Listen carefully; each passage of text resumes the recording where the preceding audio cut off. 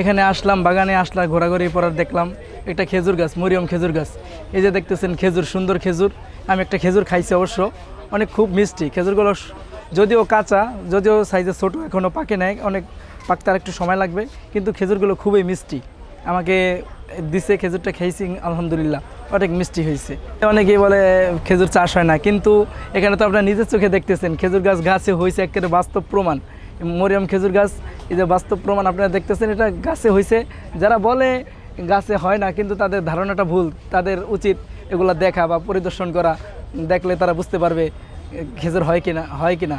আর আমার এই যে খেজুরের চারা, এই যে দেখতেছেন কালো ব্যাগ, এগুলো যদি কেউ লাগায় তারা কোনোদিন ঠক খাইব না।